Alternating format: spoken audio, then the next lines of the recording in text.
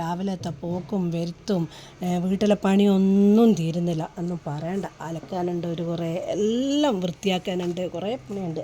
അപ്പോൾ ഇന്ന് ഞാൻ വിചാരിച്ച് രാവിലെ തന്നെ വേഗം ചോറും കറി ആക്കി വെക്കട്ടെ. ചോറ് വെച്ച് ഇപ്പോൾ ഉണ്ടാവും ഒരു ഉണക്കയില കൊണ്ടുവന്ന്, ഉണക്കയിലേൻ്റെ അകത്ത് നല്ല ഒരു മാങ്ങ കിട്ടിയിട്ടുണ്ട്. ഈ മാങ്ങ പച്ചമുളകെല്ലാം നമ്മളെ ഇതിൽ തന്നെ പറമ്പത്തിൽ തന്നെ പറിച്ചതാണ്.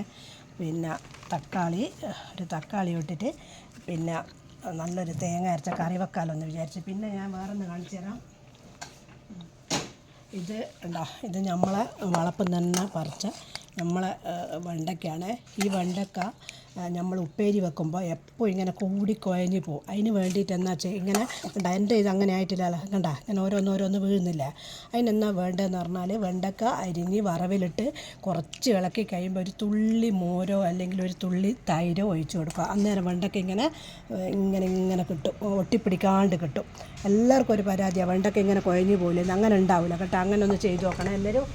അപ്പോൾ പിന്നെ ഈ പറഞ്ഞ പോലെ കണ്ട ഉണക്കയില കറി വെക്കട്ടെ. ഉണക്കയില കറി വെച്ച് കഴിഞ്ഞാൽ പണിയും വേഗം കഴിയും നമുക്ക്. ബാക്കി അത് കഴിഞ്ഞിട്ട് അലക്കാനെല്ലാം ഉണ്ട്, അത് അലക്കാമെന്ന് വിചാരിച്ച്.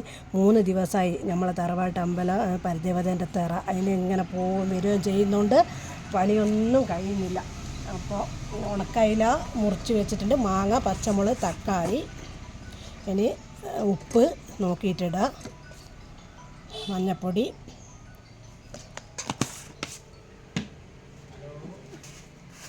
മുളക് പൊടി, എന്നിട്ട് നല്ലോണം മിക്സായി കൊടുക്കുക. നിറം വേണമെങ്കിൽ കുറച്ചുകൂടി മഞ്ഞളും മുളകും ഇടാം. ഇനി തേങ്ങ അരച്ചിട്ട് ഒഴിക്കണം, എന്നിട്ട് വേണം അടുപ്പത്ത് വെക്കാൻ. ആയിട്ട് വെച്ച ഉണക്കയില കണ്ട, നല്ല ഒരു ഉലുവേൻ്റെ ഒരു വറവും കഴിച്ച് നല്ല അടിപൊളിക്കറി. ഇനി നമുക്ക് ഞാൻ ചീനച്ചട്ടി വെച്ചിട്ടുണ്ട് കേട്ടോ. ഇനി നമുക്ക് അതിൻ്റെ അകത്തേക്ക് ഉണക്ക് വറക്കാം. വെളിച്ചെണ്ണ ഒഴിച്ച് കൊടുക്കാം, അത്രയേ വേണ്ടു. നല്ലോണം ചൂടായാൽ ഞാനിത് ഉണക്ക് മുള്ളനാണേ, നല്ല ഉപ്പും മുളകെല്ലാം ഇതാക്കി വെച്ചിട്ടുണ്ട്.